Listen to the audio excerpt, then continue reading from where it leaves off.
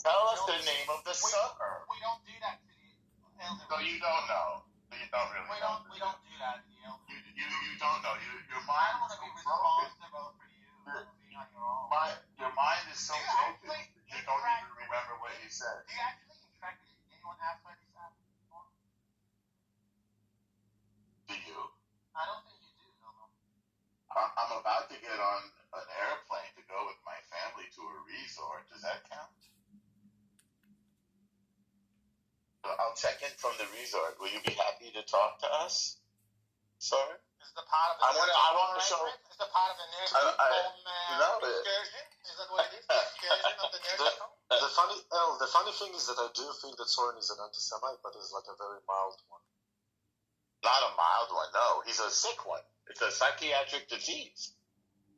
Well, listen, Roddy is from Israel. I disagree with him with many things, but I've listened to him because he's from there. You are not from there. You're a fucking American pensioner in New York. You're nobody. Well, I'm I don't know why you get involved. Well, every Jew in the world is involved. Did you not know that? Come on, no. You don't have identity. You got identity problem. Again. Like the Muslims in Europe that listen. end up with ISIS. Listen to him, really Robbie. Concerned about you, man. You have an identity problem. No, I'm just a Jew like every other Jew. No, and we're all. Come on, because you've been under the anti-Semitism in the U.S. Just trying to, be part of the Israel. By the way, if you go to Israel, nobody treats you the way that is because you don't know about Israel. No, they treat us great. They love us. No, you don't know about Israel. You don't eat Israeli food. No, yes, we do. Of course we do. Of course we do. Tourists there. And by the way, they're they're happy about you. American dollar coming in. They're happy about you. Hang on a second, sorry. Mark, how do Israelis react to American Jews, Mark? How do they treat us? Mark and I go there fairly frequently. They love us. Mark, we're like rock stars. Wait, listen, like rock stars. Not like normal people, like freaking heroes and rock stars. Yeah, because they've got money, love and appreciate U.S. dollar. I mean, for sure they do. But they don't treat you as part of them. Like, well, there is no difference between part of them. Common sense. I mean, well, we pray in Hebrew and they speak English. So, Mark, here's the other thing. You don't go to 7-Eleven and pray in Hebrew. You can't speak the language. Don't go to the 7-Eleven and pray in Hebrew. Of course. I mean, you go to the language. Mark, can you explain how we're all one Jew and how we all love each other? Could you explain that? Because he's very jealous. He doesn't have a community, but I kind of know. Because you're not. Sven, hush for a second. So yesterday I was at the DNC here in Chicago. That's where I live, and I'm running for Congress, so people kind of know who I am, or some people anyway recognize me. So I was a Jew, and I'm telling you, the Super Bowl of Palestinian rallies, they had 10,000 people wearing, keffiyehs and wearing, signs about Palestine, this and that. And Norma, it was so disconcerting. They had 4 Orthodox rabbis, this Chartek guy, holding up the sign, and they made them like the stars of the rally. They were free Palestine and all these, end Israel, all this stuff. But anyway, you know what? I came to and here I am, a Republican, conservative, Zionist Jew, proud of it. But they did have like almost 1,000 police officers there, so it was relatively safe. Did you have that experience, Mark, 10 years ago, 20 years ago? Did you see this kind of protest? Shut up. Just shut your mouth, will you? And I'm talking. When I'm done, you can talk. So anyway, I learned to treat them like I'm treating you with no respect. Because these people... Because you're Zionist, man. That's why. Because you're Zionist. You don't know what you expect. You kill people. You murder babies. Of course you don't know about respect. Just shut your mouth. How many babies did you kill, Mark? People like you that can't shut their mouth. How many babies did you kill, Mark? You want to talk about the baby killing? They honestly, either they're delusional like the gays for Gaza, right? There's so many of them there. I mean, a lot of them. At least 1,000, in fact. So these are people that... Wait, how did you know that Soren was a gay for Gaza? Did you know that? How did you know that he was a gay for Gaza? How did you know that Soren was a gay for Gaza? My point is like the you don't have any point. You're a Zionist. They're so delusional. You're a Zionist. Really you have no point. You're the most hated group of people in the world. Is that the people in the audience? You're here to rationalize and normalize murdering remember it. I mean, you have no point, Mike. I mean, you have a so many of you soul are. searching you need to do. I mean, there's no way anyone can rationalize murdering babies. Like, that's what you guys do. You don't get it. No, either. We don't rationalize murdering babies. We rationalize killing terrorists, and there's collateral damage. Yes, of War course. is This is your ugly. narrative, Jacob, but no one's buying it anymore. You know, that's the problem. It's okay, fine. Soren, I don't care. is We not do not need the approval. Hold on, Soren. You seem to think we need the approval of the world. We do not. We know that There for have been sure so many now. times in history where True. we've had our backs to the wall, and we only And that's relied what on you've been ourselves. saying for the past 4 decades. You guys are above the war. No one believed that. But now No, we don't say we're above the world. We just have our own set of values, and we'll Yes, protect because them. you're chosen. It's a part of the problem. You know, You're see, superior. that's the thing. I've tried to tell you this 3 times. We were not chosen. We chose God. Not God chose us. You Yeah, don't come on understand to the make story. the same thing. Yeah. No, it's not. There's a completely different thing. Because that's what's been used to subjugate us for 2 centuries is, oh, you're the chosen people. You're better than us. No. God went around to all the nations of the earth before the Jews and says, do you want this Torah? It's mine. I give it to you. Every single nation said, no, we can't live like that. But Chinese We food, were the Chinese last one. don't. Hold on, shut the fuck up. Wow. We were the last one. And he said, do you want the yoke of the Torah? The yoke. All of the How much rules. Aboriginal in Australia? Listen, be Is it- quiet. Listen. How much shut First the fuck- Nation? Shut up, or you're going to go to the audience. You're not listening. You're interrupting. So, we said yes. We chose God. That makes us the chosen people because we chose Him. He didn't choose us over other people. So stop with that narrative. Okay? You have no longer the ability to use that narrative. I like it when you get masculine. I like it when you get all mad. You don't talk about Aboriginal And then- Australia. and then- You talk and about then he- Japanese. And then he shuts up. I mean, I think he wants to be punished. Middle Eastern. I think they gave him a nice potch and bucket already, no, right? I'd like to ask He just said, fine, I'd fair like to enough. ask Soren a question. You heard him say, fine, fair enough. That means he should not be using this line of logic again in the future. So stop it, Soren. Nothing he says really means anything, and he kind of doesn't really understand it in English. This is not It's sort of like the robot. He This is just sort of mouths things. Let me ask This is you not a fun question. saying that. Soren, I have a question for you.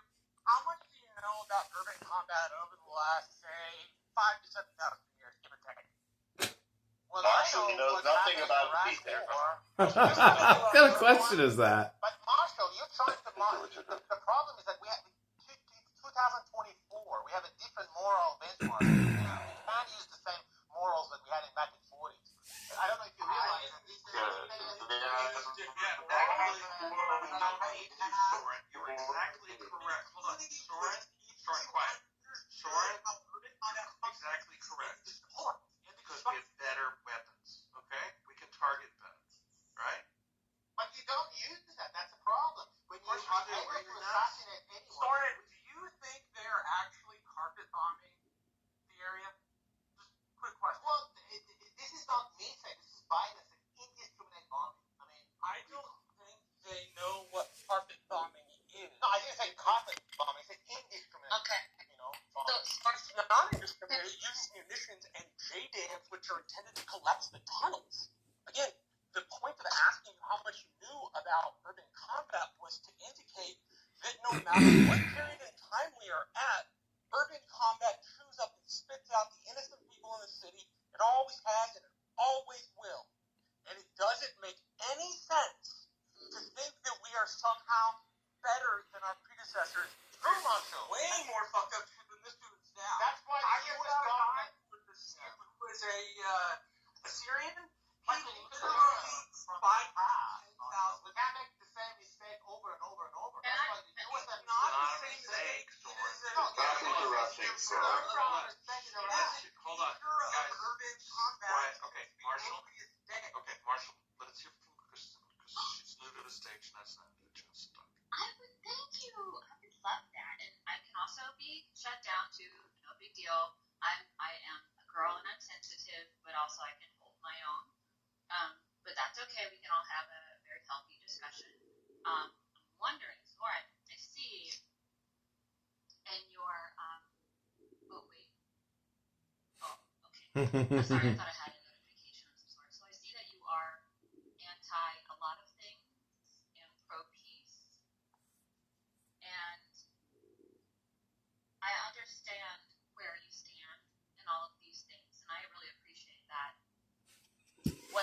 in your discourse, and with a lot of discourse that happens, is this thing that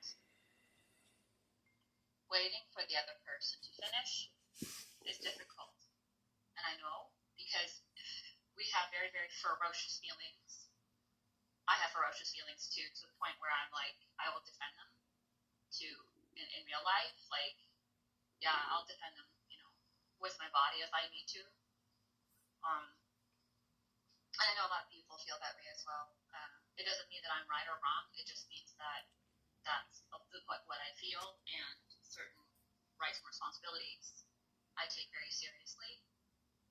And I just wanted to let you know, Soren, that it's really cool to hear what you have to say, and I'd really like to understand more. I just love it if, when you're finished, to let me know, let people know, and then wait to interject if you don't mind until that other person is finished. Because when people talk over each other, it gets things very exciting, but it's hard to listen to. Okay, thanks so much. Thanks, Christian. But it's both ways. I mean, if you realize that I'm actually the least interrupter, is actually opposite. The other group of people that I'm debating with, the other one actually keep interrupting. But anyway. Yeah, I understand. And I'm really bad at it too.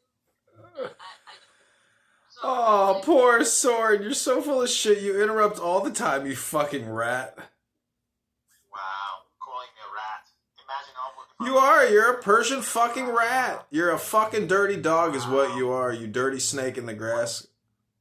Oh, is he Persian?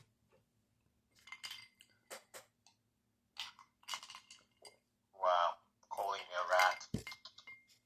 Look, you just made a rat noise, and you unintentionally made a rat noise. That's even further evidence to support my hypothesis that you're a human fucking rat.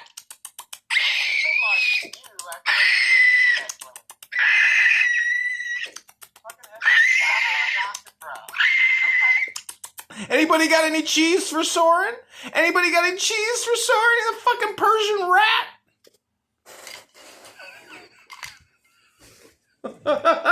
Thank you.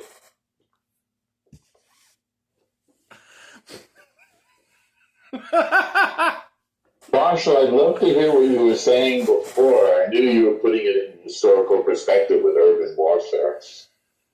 Well, what I was going to say was, from settlements in both the Yellow River Valley and in between the Tigris and the Euphrates, there were several sackings of cities, and in the ancient world, fascinating, Marshall.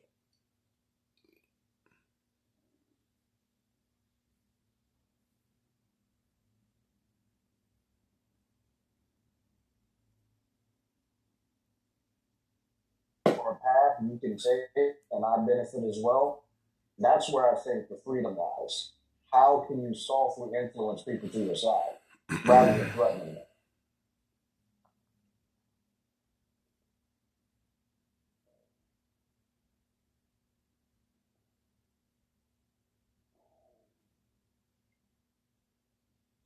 You said how could you what rather than what? I didn't hear that last part. How can you softly influence people to your side without threatening them? I believe Donald Trump is a master of that. Okay. Yeah, I agree.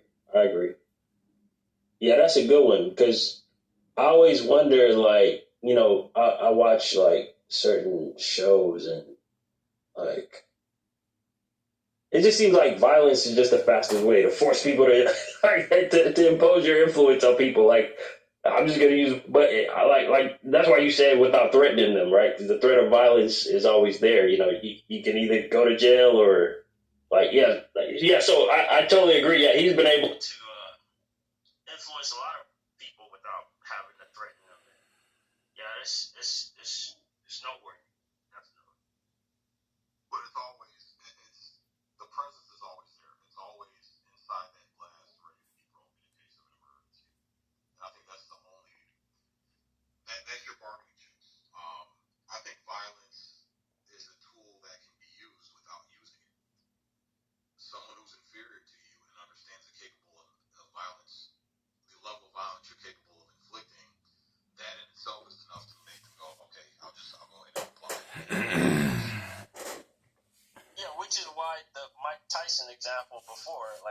to see Mike Tyson cry.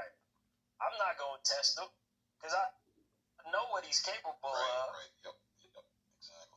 And then, and no violence had to take place, but you knew the level of violence he's capable of, and that in itself was enough. Absolutely.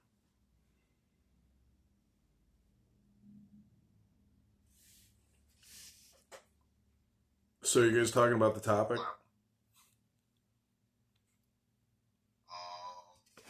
we're talking about just what a strong man. And everyone, mental health.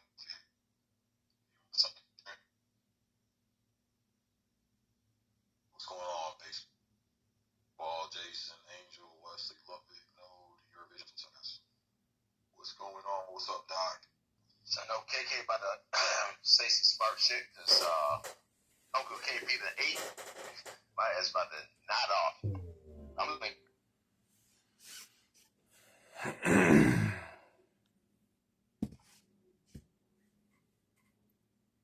now, when y'all were first talking about, like, you know, did you see your dad cry and all this other stuff?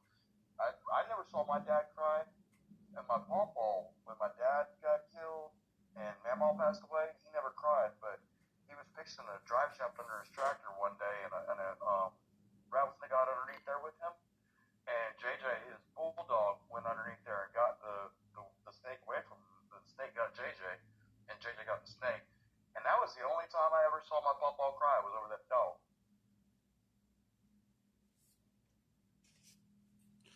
Yeah, it had been like the last straw thing, like, you know, when you, like a dog owner or a pet owner, you real attached to your pet, and then after, you just had some losses and stuff, and, nobody probably knows about it. He probably been keeping it in or keeping it private, and then when that happened to his pet, he probably kind of like lost.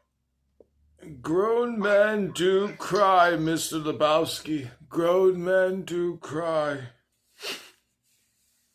don't think there's anything wrong with a man crying. You just can't do it in front of a woman or your woman. Any woman. And then I agree with that. Do it in front of her. Yeah, but That's going to be dependent. sometimes you can't help it. Because if your kid dies or your friend's kid dies or something tragic happens, you can't help it. It's just, you're crushed. Okay, that's the exception. I'm talking just crying about shit in general. Like, yeah, someone close, like your kid dying or, father dying, couple quick tears, but you better get over that shit quick. You better get, but crying about anything other than that, bro, like, nah. go get your ass in the shower somewhere. Right. Go wash your hair and go cry. Get the fuck out of my face. Like, for instance, when I sent my son off to college, right? I cried like a fucking baby. I even fucking hit KP and Brad up. I was crying like a little fucking bitch. But something like that, I would never let my woman see me cry for something like that. Never. Well, I want to talk about the topic about men's mental health whenever you can put me in your queue. You're in it now, bro. Go ahead. You're in it. Go ahead. So, I mean, if you look at the words closely, you'll see in men is the word me. In the word mental, you see me and men, but it's also about mental, as in meant. What do you mean? And then health, heal. So as a man, as a healer, as like a shaman or a leader, you're a healer and a river unto yourself and to your people. So if you have the wisdom or the spirit, you can be a vessel or a channel or, I guess, a filter for your people. I mean, this app is full of insane toxicity. A lot of neuroticism, a lot of psychopathology, low education, no education. And so if you want to help men heal, in my opinion, the only way to do that is through words of education, words of wisdom, words of power, words of love, words of kindness. All those divine attributes is how you heal a man's mind. And a woman's mind, don't even bother trying. Because the only thing you need to worry about is healing yourself. A woman's mind is fucked. Don't even bother attempting to heal a woman's mind. And I would just quote Napoleon. They're good for one thing, birthing more children. They're birthing factories. Don't attempt to try to heal a woman. Don't attempt to cure a woman. educate a woman, just know that you are the divine artificer. You are that sacred cup, not a woman. And so don't waste your fucking time. I would just say that, they will chase you and chase your light. Never chase a woman's star. You'll get burned like a bitch.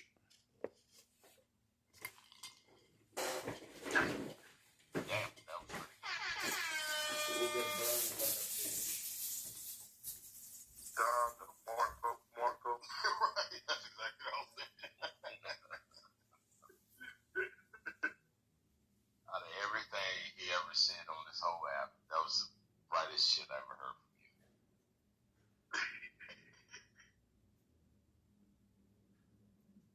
How you doing, Evan?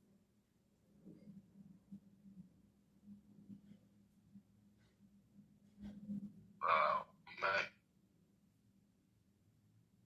Yeah, man, I agree. Don't ever try to fix a woman's mind, fix her fucking nature. It's an uphill battle, bro. Don't ever negotiate with terrorists. That's uphill battle, motherfucking oil and mud. Fuck that. Yeah.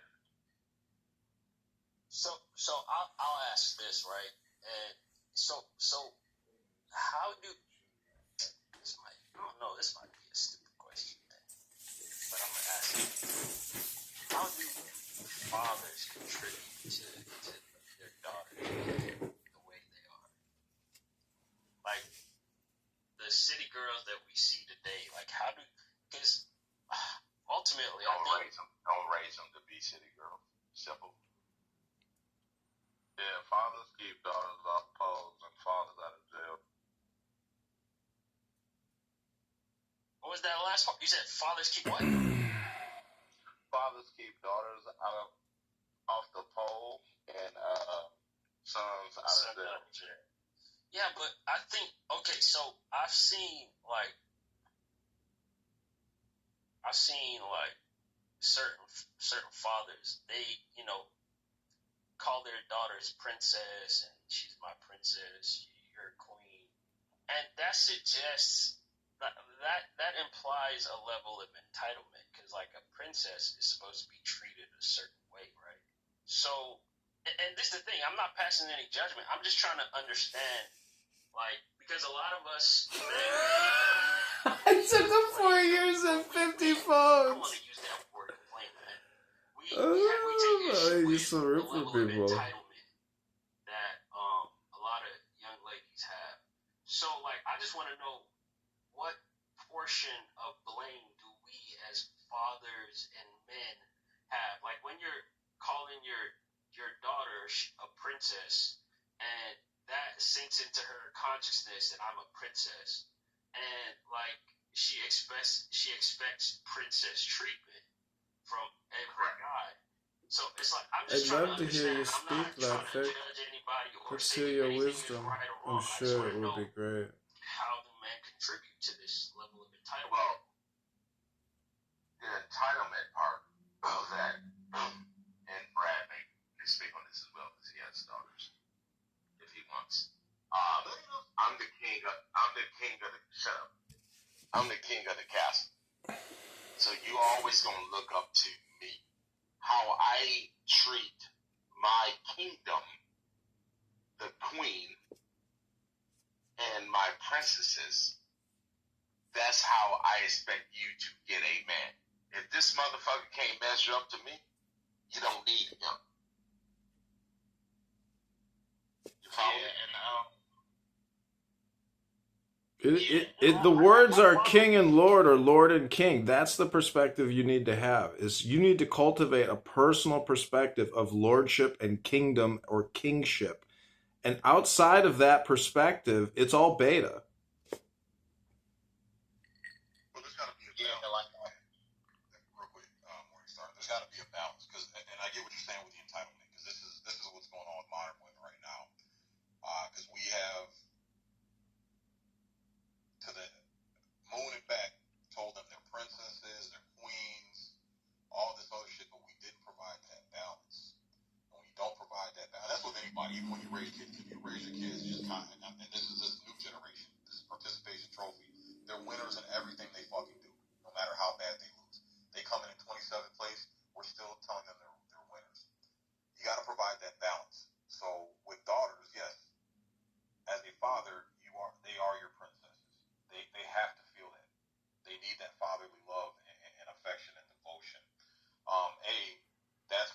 prevent them from seeking it from these knuckleheads out here that are just going to use them up and abuse them. The balance, so, is you have to give them a dose of reality to say, hey, that shit is earned. Your status as a princess is based on meritocracy. And once you start doing certain things, you will lose that status. And I think that's the problem. They're not being told that other side. They're not having that balance of reality.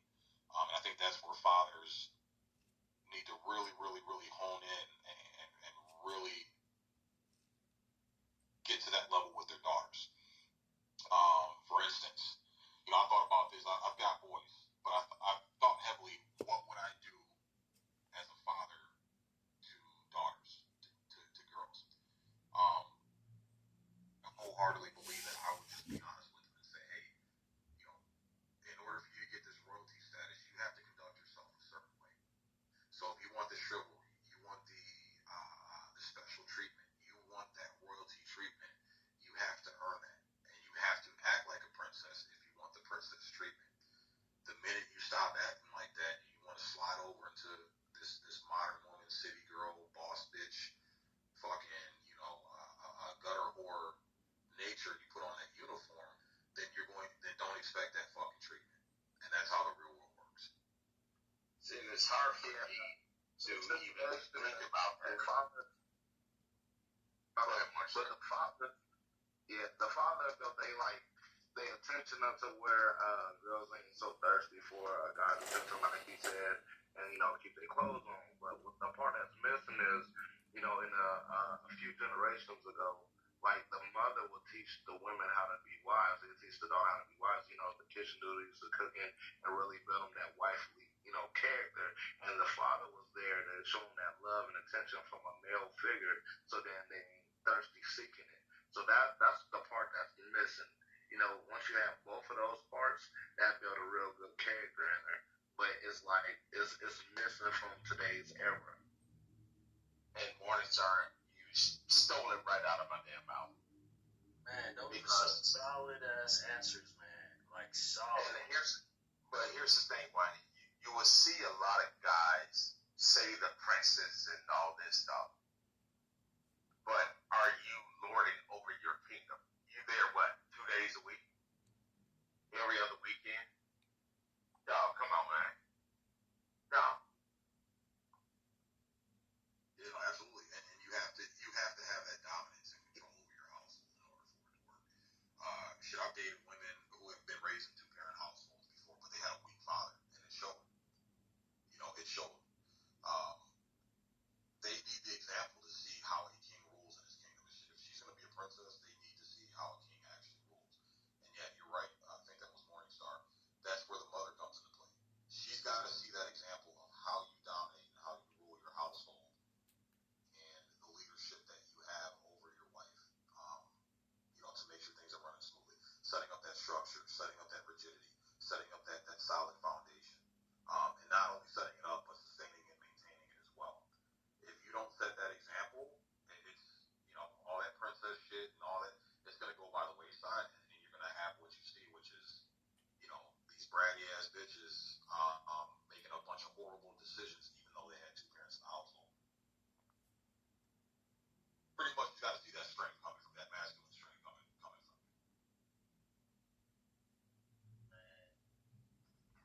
Yeah, I guess it was correct.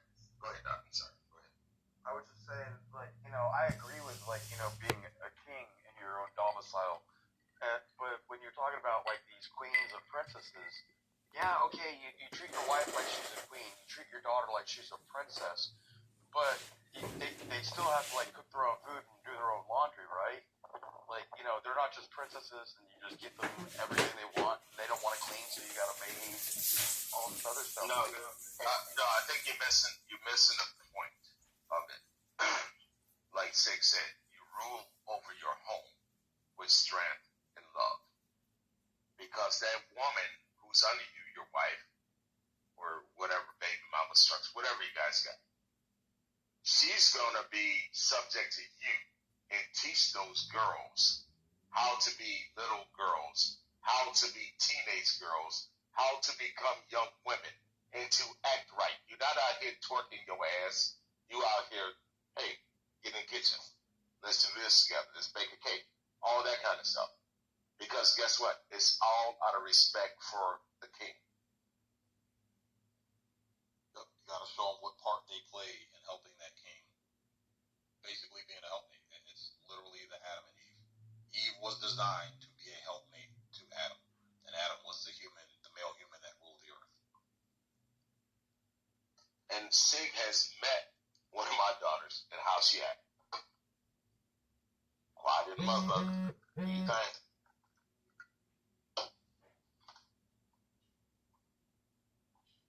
That's what fathers do.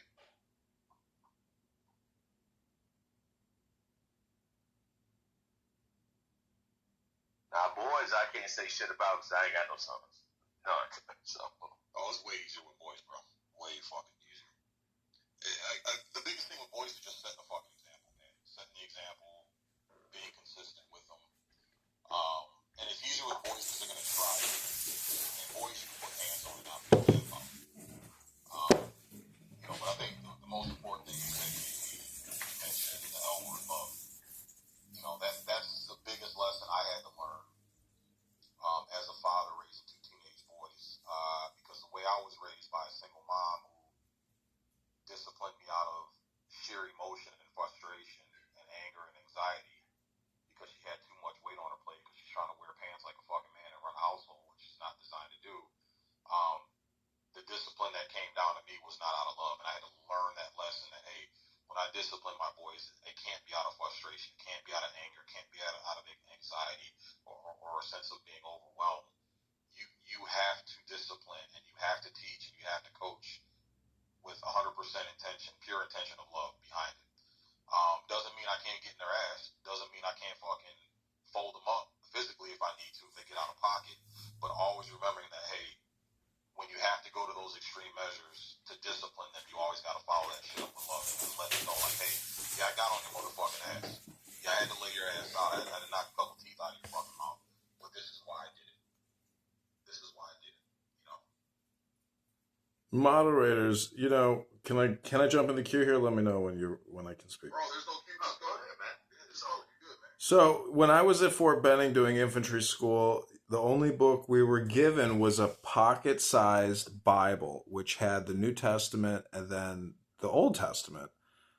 I guess it was the full Bible. But anyways, what I'm saying is, when I'm waiting in line, I would read Proverbs, Ecclesiastes, Psalms,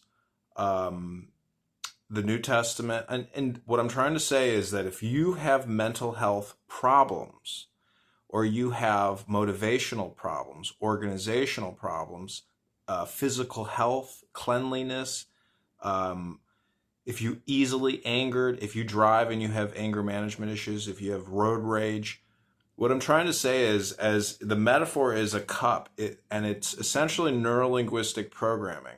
If you want to make yourself smarter, if you want to make yourself less angry, if you want to improve your financial situation, if you want to improve your mental health, your physical health, reading books and putting the words of wisdom inside of your brain is the quickest route to mental health salvation. It's my opinion. Now, a lot of people will say, oh, but the chemistry. Oh, really? But you're not even putting positive words into your brain. So let's talk about chemistry after we get to the root problem, in my opinion, which is you have a word problem. You're consuming negativity. And so I created a company called God Hypnosis, where I read passages from the Bible, and in my opinion, that's enough to course correct somebody that has a negative attitude, negative way of thinking, a negative way of speaking. You want words of positivity. Yeah, cool. What I'm trying to tell you is that books is the great salvation. The metaphor would be a book with a spirit rising out of it. If you want to change your attitude, if you want to change your spirit, if you want to change your ethos, your pathos, your logic, your ethic, your physic, whatever, if you want to change who you are, if you want to change your codex, your DNA, you can actually modify your DNA through words.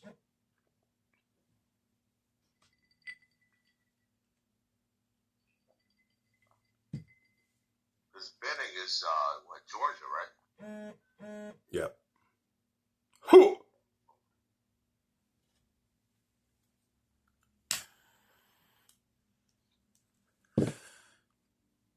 Yeah, I did a National Guard contract, and everybody that I did bending with went immediately to Iraq.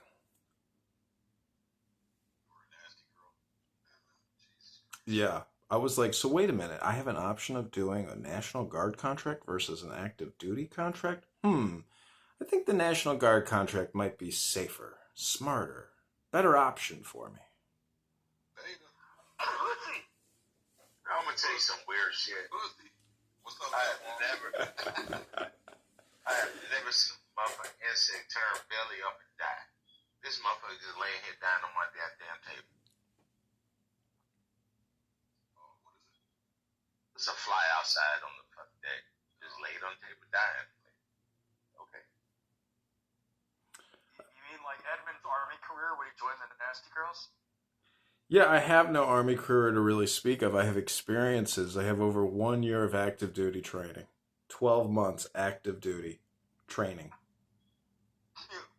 Wow. I bet it was such fun for you to be a butter bar in the Nasty Girls. I didn't have much time, but it doesn't really make a difference because your first sergeant, your command sergeant major, they're technically officers. And I just, there's no difference. Everybody's working together.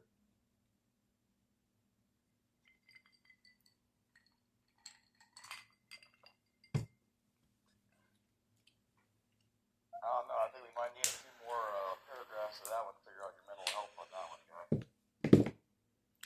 I'm just saying that when you finish your time, when you do your 20 years, and you're out, and you're just a civilian, what's the difference? Everyone still has the same problems that everyone has to contend with. I'm thankful for my time in, and I'm thankful that everything has happened the way that things have happened. I have not a single regret because in terms of mental health and wisdom, and my dad does not agree with me, but I view that everything that has happened in everyone's life is exactly as the way it was supposed to transpire. Now that kind of deals with simulation theory, but I think it really deals with God. And to me, mental health primarily deals with God. Now, many people do not like that because there are many atheists and agnostics that do not want to discuss God. I can discuss God 24/7. It's my favorite topic.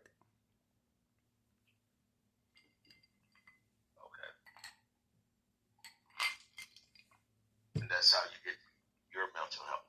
Cool. I think it's a source of mental health. I don't think it's the whole enchilada, but I think it's a significant portion of the seasoning. Okay. The material world is more God than God is. God is totally abstract. It recedes. Okay. Well, what's up, other Midas?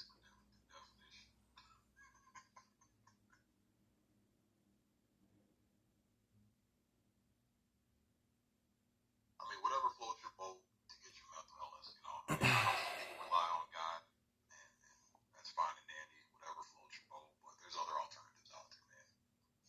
There's other alternatives out there. I don't think that the alternatives are as good as the seasoning as the God mix. That's my opinion. I wouldn't knock your opinion. Everyone has to choose their poison pill. I like my poison pill because I think it's good information, and it's in words. This is a communication dialectic game.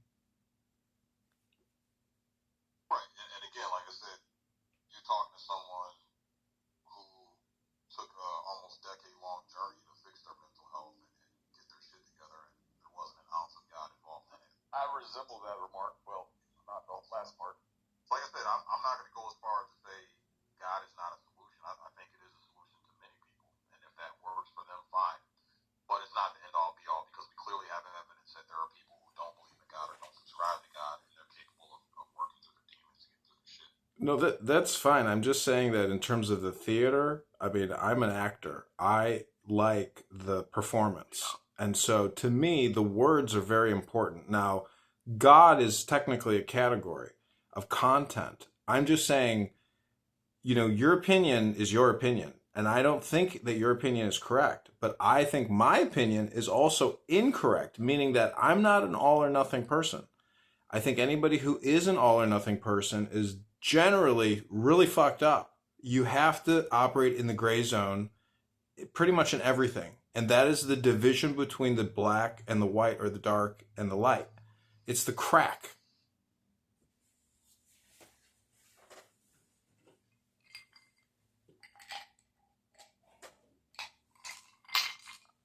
Okay.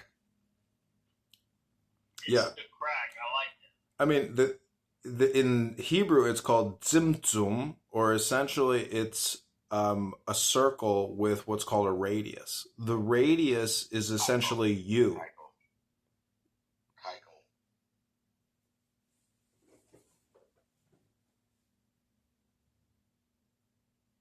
Yeah, but it's definitely, I'm agreeing with Sig on this one.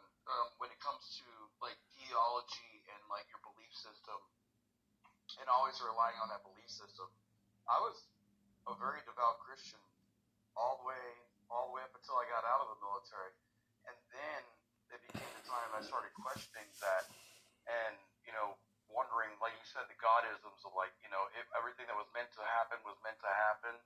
But it took me 10 years, to even get to where I could get counseling, and I went from Christianity, I dropped Christianity, became a Druid for a while, and then, became all worried about Mother Earth, and I was trying to find answers in other places. Ultimately, going to counseling and talking to somebody twice a month ultimately helped me get back onto my God path, and being a Christian again. But at the same time, it wasn't entirely the God path that got me there. It was having, a stability structure that helped me get around those. Yeah, that's why I'm not all or nothing. Your material well-being, your housing, your clothing, your food, your financial security, your physical security, your mental health, in my opinion, is primarily determined by environment. Everyone can have a very high level of mental health if they have a very healthy environment. If you don't have a healthy environment, you won't be healthy. I have personally gone, everyone in this room I'm sure has been through a journey. I'm just saying that to me, I use words now in a way that I didn't use words in the past, meaning that I do believe in what's called neurolinguistic programming, meaning that you can force words into your brain, and that's called reading.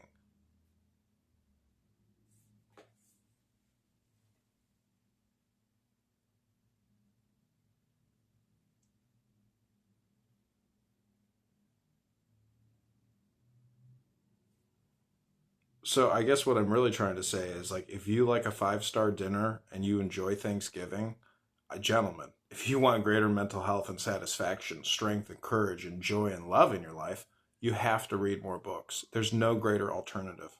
And it's not free. It requires work. Your job is to start reading books. That's my opinion. I encourage you to do it. Dude, I get a Penthouse magazine every month, dude. I'm always reading. They still make those. They still print those out now. Yeah, damn. No. But you know what? They're actually bringing back Playboy in 25 for print. Because they stopped printing them, but they're bringing it back in 25. So Playboy's on the way back. Yay, yeah. Good articles. Seems like they stopped the centerfolds and shit. I've still got a Vanessa Williams one around here somewhere. Yeah, it's probably stuck between other books. His Playgirl comparison tape. Hey, dude, don't knock, unless you've ever seen Smokey and the Bandit, you don't know what he looks like unless you've watched Playgirl Centerfold. Man, that was badass Pontiac. Well, Burt Reynolds was a centerfold for Playgirl. Listen, moderators, you've been generous with me because I have dominated your stage with my verbosity, my words. But I do want to demonstrate my theory that I can actually make you feel good, and I would consider this neurolinguistic programming or hypnosis, and I would only need 60 seconds to 120 seconds of your time, depending on how generous you want to be. Doctor doesn't like it. No.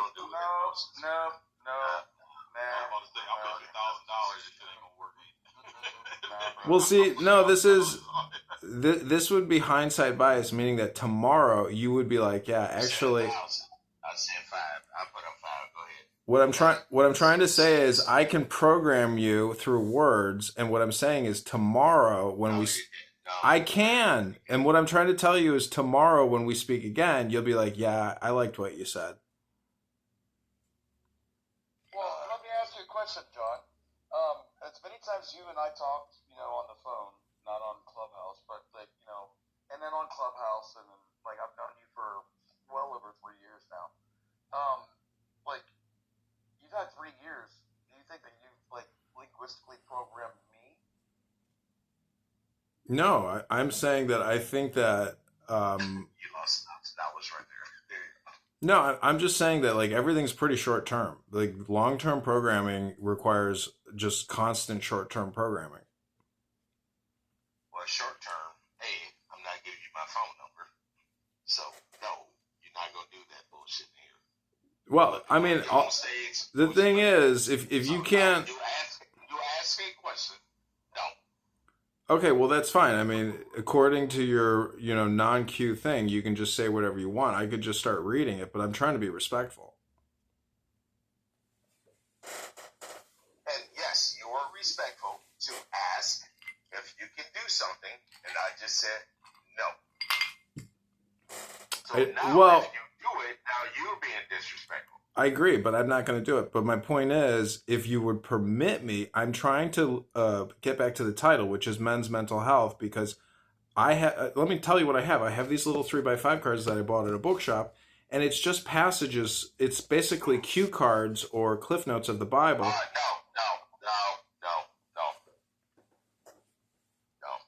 But you should allow it, in my opinion. John, in your opinion, I like the fact that you have one, but I'm gonna have to stick with KB on this one. And I like you, John. No, that's fine. I'm not gonna. I know you don't like it. You don't like it. I know. You want conversation, and I agree that you want. But you're smart. But what I'm trying to tell you is that by having conversation, you're getting what's in the back end, meaning that these cards are already in my brain. So for me to just be emotionally, I don't care about the cards. I know you don't care about the cards. I'm just trying to tell you that if you want, I don't care about your back end either. I agree. I'm just trying to get to the topic. I'm trying to offer evidence or tool to the room. That's all I'm trying to give to the room. You guys are grown men and gentlemen. I'm just trying to proffer something to the room with regards to title. Sir, you're not that smart. I think I'm actually intelligent, and that's my opinion. Okay. Fine. Well, I've never had to declare bankruptcy, so I think I'm more intelligent than you. I have yet to declare bankruptcy, sir. That's only because you're trying to rack up as much debt as you can before you have to. That's pretty smart if you ask me. How did you put that so succinctly? Don't say it out loud. Don't say it out loud. Come on. Don't dox me, man. Don't dox me like that. Wait till I blow the credit up as much as possible before you start gossiping out my gossip. Dump all that shit. Dump it. I had to file bankruptcy. It only takes 2 years before they start giving you more credit, bro. So, it's a smart move, in my opinion.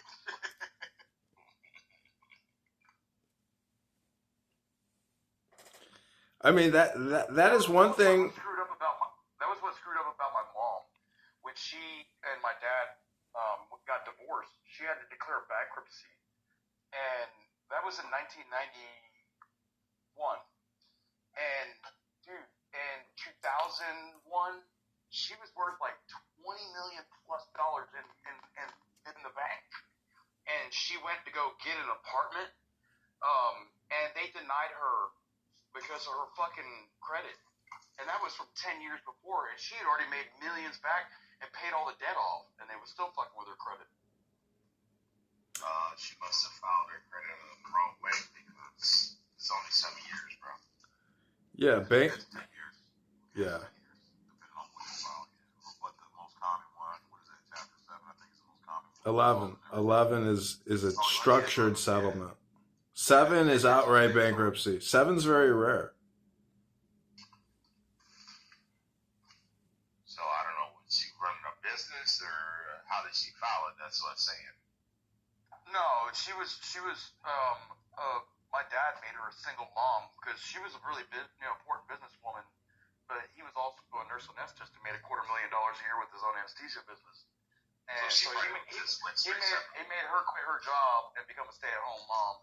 And then when they got divorced, she tried to go back and do it all again. And she did it all again, starting her own business and shit. But ultimately, when she had made her money back, she still had that stigma of the bankruptcy over her.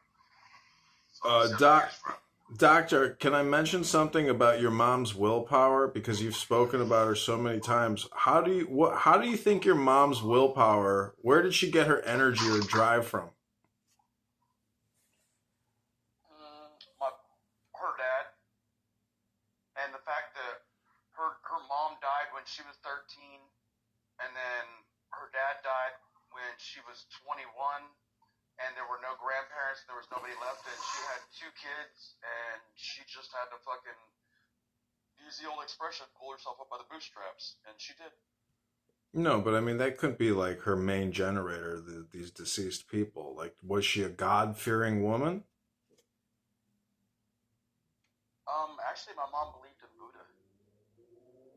So, I mean, The Wisdom of the Buddha is a book called the Dhammapada, which is by Gautama, and many people haven't read it, and I've read it. And if you think that Jesus is the greatest thing on earth, I agree.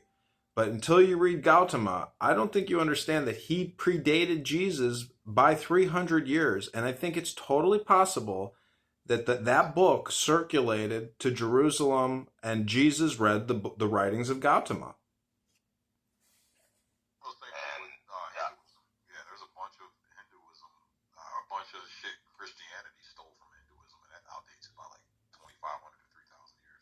Yeah, Hinduism's the other thing. And so if you're totally Christian, that's great. But until you study China or India, your concept of the world is rather limited because 2.5 people are Indian and Chinese out of every 5. Like half of the planet is India and China. So until you study the writings and you consider yourself an academic, you're not. You have to study the writings of China and India to get a greater comprehension or consciousness of this planet.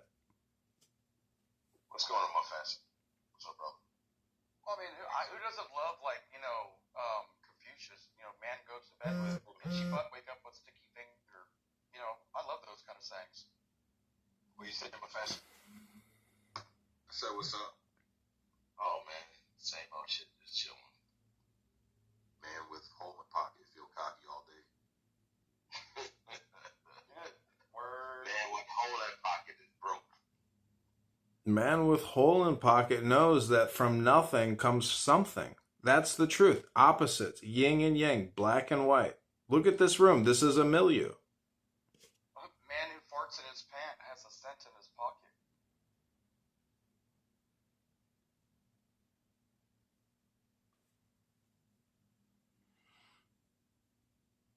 So, Mafashion, since you got that green bean, what do you think is important in achieving mental health for a man?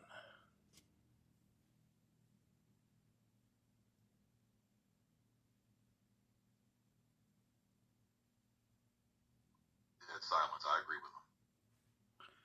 So, if silence is the secret, and then there would be a ritual to silence, I agree with you that silence is the answer, but many people are there's 2 forms of silence. One is stop speaking, where I could just mute up. The second one is, how do I silence my mind?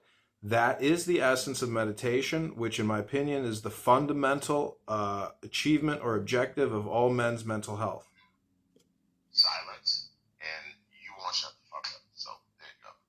So you fuck up. I know, but I'm elucidating or bringing out the topic in silence. It's an important topic to discuss. I'm not being, obnoxious or facetious. I read these things. I talk about these things. That's why I'm attracted to the room and to the topic, and that's why I'm talking. I think when you make women silent, you're able to silence women, I think you will achieve the best level of mental health. And also that meditational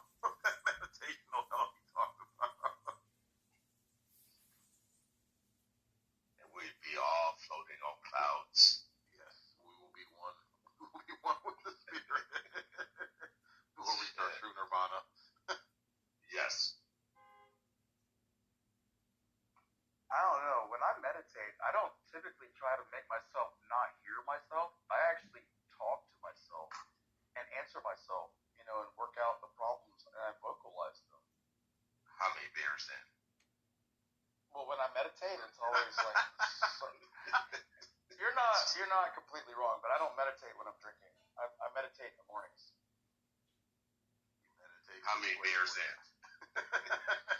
All right. The Playboys die. Hey, the Penthouse are better, okay? The Larry Flints. Yeah, who said that the other day? Somebody said that in Chicago there's a library and it has a Larry Flint quote right in the front. Oh, I don't know. No, that's a strip club. It's called Admiral Theater. It says the greatest right a government can afford its citizens is the right to be left alone. Oh, yeah. So is the That's theater. he's over there. That area. So, you don't know. It's called Admiral Theater. It's in concrete at the top of the theater by Larry Flint, founder of Hustler. And, you know, Bob Guccione founded Penthouse. Larry Flint founded Hustler. And who founded Playboy? Hugh Hefner. That's the thing about this app and about all these apps is this is the modern day platform of publishing. If this app existed in 1980, Penthouse, Playboy, Hustler would be on this app. I mean, this is the men's... Yeah, I mean, I have many Penthouses and Playboys, and the content is incredible. Like, it's written by geniuses, like the best that America ever created. Tens of thousands. No, I'm born in 82, so I bought the entire 82 Penthouse and Playboy collection. I probably should buy the Hustler collection as well, but I haven't.